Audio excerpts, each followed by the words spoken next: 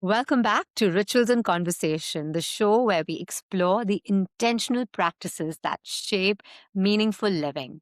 I'm thrilled to welcome today Anna, co founder of Anton, a rising well-being studio in Zurich's Opfikon that invites people to breathe, move, enjoy, and truly connect with themselves and others. At Anton, you'll find everything from reformer Pilates, yoga, meditation, breathwork, dance, community created events, all designed as antidotes for stress, isolation, and routine.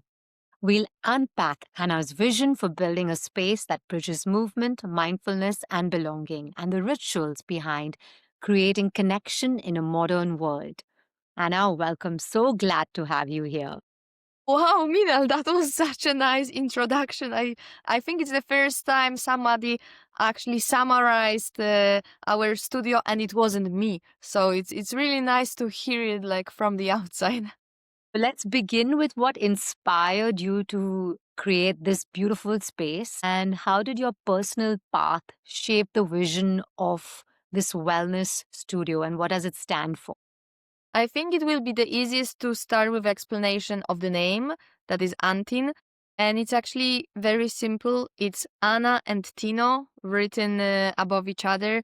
And those are the name of me and my partner, a life partner and business partner at the same time. And when we met, the first thing we started talking about was mindfulness, meditation, all the well-being practices. And we connected through the well-being like instantly, and it was a quick match.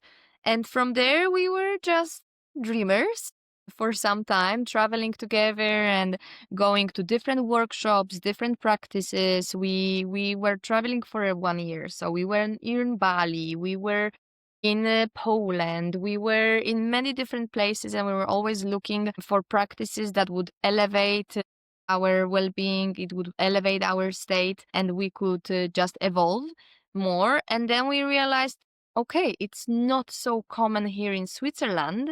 So how about we start doing here in Switzerland and just bring those practices that we found somewhere else in the world all together in here? And also when we were discussing, we always said that it's not about just doing sports, or it's not about only meditation. For us, we discovered quite quickly that on his personal path and on my personal path, what helped us was the holistic approach to the well-being and to the state of your everyday. Because I had a few years, a moment that was really rough, mentally, physically. I was really ill and I could not get out of that loop. Nothing was working. It wasn't working going to the doctors and taking bunch of medicines. Always something was missing. And then I was like dancing and it was helping a little bit, but then was again something missing. And then I was taking the medicines. I was dancing regularly.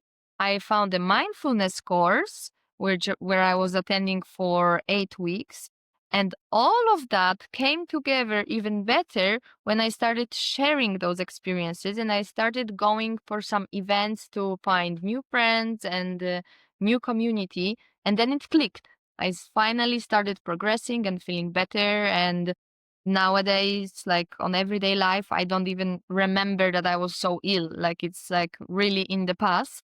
So I was like, okay, if we create this studio, we create it based on our experiences that we would like to do something for the body, that is the sports, because yes, we do just need, the brain is based on chemicals, right? So we just need to bring those endorphins up with some movement, but we also want to calm the mind. That's why we want to do the breath works and meditations in here, because it's really important not only to push and go and do just more sport. It's also important to stop and just take a minute and go into yourself. However, if you do it all alone and you don't share the experiences and you don't have the community that motivates you, holds you accountable, and drives you into this, I think it makes no sense. So for us, it's only making sense if you combine mind, body, and soul. That's why we also try to, on the weekend, to bring lots of centered rather than just on the movement. So it really brings all of those aspects together. Quite a journey, like using what how you healed from something that you were struggling with into a physical space that is bringing all of this wellness to someone else. That's a great. That's even why we even have the three different rooms. As one room is dedicated for the body, for the practices of Pilates. Another room is more, in my opinion, dedicated to the mind, as we want to do their sound baths, sound healings, and this whole quietness. And then we have the welcome area, the chill area, which is for building the community. So even in the physical space, we represent what we stand for, that it is about combining all of the aspects. And that's why we call ourselves a well-being studio, of just we want that the experience you have in here, it's wholesome, because yes, this is what works for us in everyday life, that it all has to work together. Speaking of everyday life, is there something almost invisible, like a ritual you do, something others might overlook that make a surprisingly strong difference in your mental and I think just holding a pen makes its own magic. And if it's about journaling in the morning, if it's about making to-do lists, if it's about leaving a special note to Tino or to someone else, I really think that in nowadays world where we use so much of phones and computers and everything is digital, we do forget of how nice it feels to write. And there is really special connection between like holding the pen and bringing your thoughts through it rather than just texting and typing. So I do highly recommend doing everything that involves writing. For me, it's, for example, a stream of consciousness, which is just writing whatever comes to you in very first thing in the morning after some meditation. It is writing physical to-do lists and just cross it off, just cross off that task that you have done. It just gives you so much satisfaction. And sometimes when I have a problem that I need to solve, it's also, I just ask myself questions in the notebook and write the answers to them. So I think it's a very simple trick, but for me, working miracles. I mean, I can just see it. It's such a different take on journaling, where we just write about gratitude, which is also very important. Yes. But what you're doing is you're sort of talking to yourself through that writing. Yes, the stream of consciousness might feel weird at the beginning, but then just write, I really don't know what I'm doing here. Anna told me it's gonna work, so let's see. And you will see that the moment you put that dot, you will start continuing and you will be surprised of what comes out of you onto that paper. Beautiful. So, as a founder, I know your days are full. How do you create micro rituals besides the one that you just shared between work moments to stay grounded rather than running on pure adrenaline? So, as I mentioned someone before, I was attending an 8 weeks mindfulness course where we would sit and meditate for hours. Okay. And there was like lots of homework on making lots of rituals and things. However, with time, I started losing those things. But no matter how busy I am and how crazy it is to suddenly become a business owner, I do remember about the basic practice of mindfulness, which is a 5 minute pause. And it's really like whenever I become overwhelmed with my tasks and everything starts to be very intense and very quick, I just take 5 minutes to breathe. I just sit down, switch off everything, feeling into my body. I actually listen to the noise. It's like I don't try to now suddenly meditate and suddenly be silence and in peace. Because I know it's impossible for me in this very moment because it's too much, right? So rather than running away from it, I just give it a space, sit down, close my eyes, listen to the whole noise that is there. Then I go into my body. I feel of what do I feel in which part? Is it the stress in the chest or is it something in my gut or is it the tension in the shoulders? Like where is it? What is it? And then I just breathe into it. I just sit down. I realize all of the thoughts, acknowledge them that they're coming, then feel into the body of where is any discomfort, any pain, and then I just try to be with it. And it all takes 5 minutes. It's like 2 minutes checking on the head, 2 minutes checking on the body, and then 1 minute of just embracing it all in stillness. And I kid you not, I can do it in a bath. Sometimes I stop the car. Sometimes like I do it like between the meetings. It is working very well in any environment. And I know everyone says like, oh, it's something that anyone can do, but it's really something that anyone can do. And I think it helps me sometimes survive.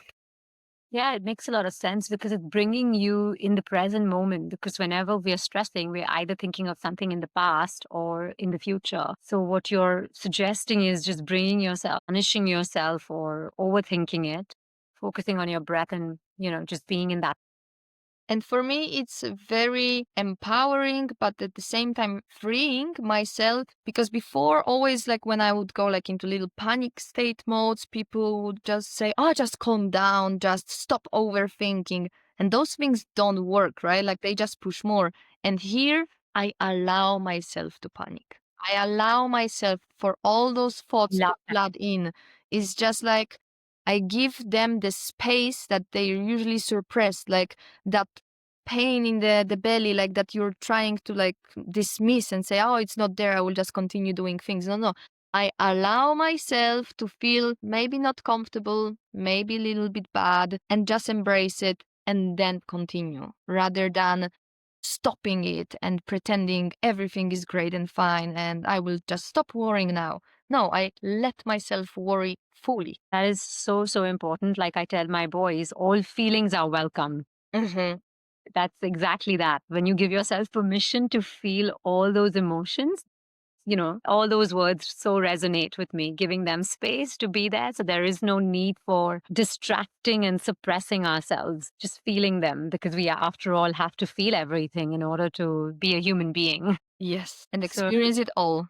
yes, absolutely. So, are there any rituals? I mean, you've spoken about all your travel. Have you borrowed any traditions, teachers, or life chapters that you've adapted to your own unique daily rhythm? I know you shared a lot, which is really powerful. But what you didn't tell us, which I know because I've spoken to you personally, is that how you and your partner built the studio with your own hands, constructed it.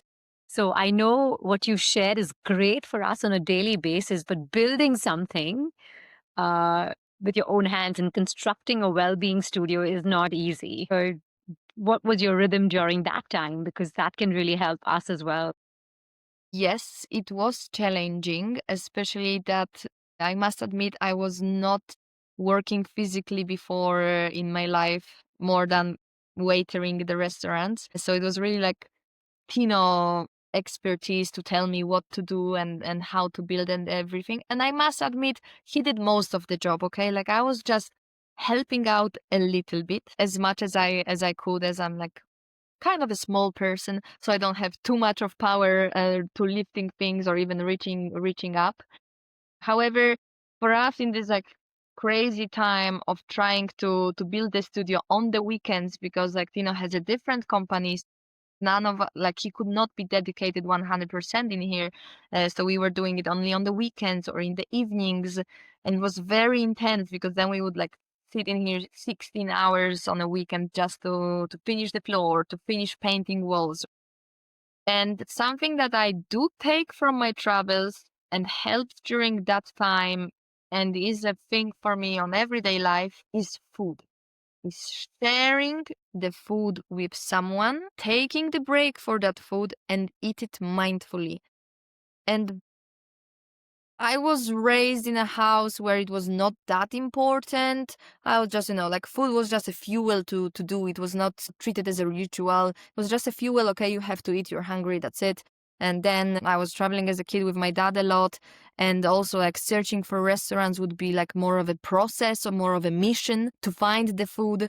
And so as a kid, I didn't get this like ritual of eating. However, then I was studying in Spain or I was living in Mexico, and I must say, those cultures showed me on how important it is to actually pause for the food, wait for someone else. Even if you're hungry for 1 hour, you do wait for that family member or that friend to share it, the experience and to be really grateful for food.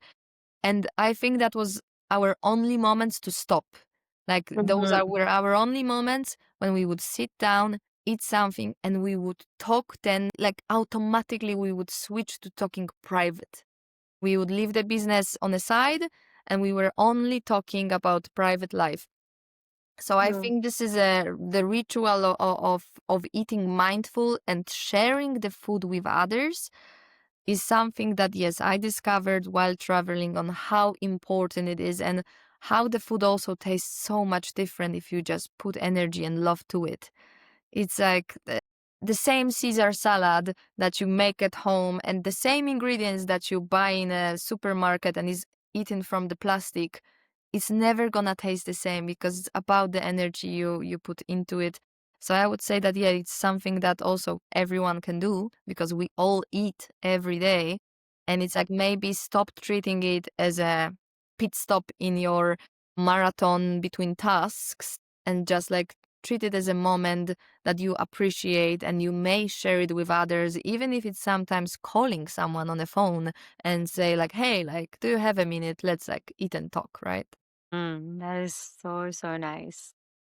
Yeah, food is such an important aspect in my culture, so I totally, totally resonate with that. With my kids, we cook together on the weekends, or That even if it is, yeah, so all our meals, because I have set up my work in such a way that I work from home so that I can be with them. So our morning, afternoon, and dinner is we will sit on the table, we chant some mantras together before we eat the food. So, like what you spoke about, the energy part of it. And then we will eat together. That's very, very important for me that it is not eaten in front of the TV on the sofa, but on the dining table. We sit together as a family. And what you mentioned earlier, even if it is eating 1 hour later, I'm very clear that we're going to eat it together as a family. So that resonates deeply. And you're right, that is such a mindful activity.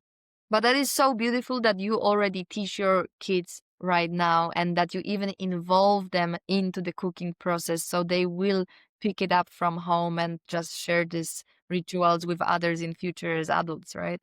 Yeah. That is amazing. So if there's one ritual that you would, if you feel like you want to gift this, something simple, accessible, and sustainable to someone who walks into Anton, what would it be and why? I would say practice movement. Just practice movement. And by movement, I don't mean sport. You don't have to do sports. You don't have to be an athlete. You don't have to beat records and have workouts of 1 hour. Just practice movement in your everyday life. Swing your hips while you're brushing your teeth. Dance a little if you're like looking for that lost sock in the washing machine. Just bring movement into your life seamlessly. And then, of course, if you have the capacity to extend it to a reformer workout or a dance class, do it. But just try to move every day as much as possible, even if it's by taking walks or going for the Saturday party. But go on that dance floor and don't just stay at the bar. Yeah. Thank you so much, Anna. Those were really pearls of wisdom that you shared with us. So simple that anyone can easily incorporate. And I would highly recommend people to go, especially if you live in Zurich, to go to her well-being studio. It's a beautiful place. The energy is just so full of love. You can feel the love when you enter. The reformer beds are really high tech. They're very individualized, and I'll just leave it at that because I'll leave you to go and try it out. And she has some really, really fun events that happen over the weekend. So do check it out. I will post all the links in the podcast. Thank you so much, Mina. Like it was amazing to sit with you here and just share some of that wisdom that is yeah, I'm not an expert on anything, I'm just another human as we all are trying to figure out everyday life. Yeah. And that's why it's rituals and conversations. That is such a good idea. Thank you so much.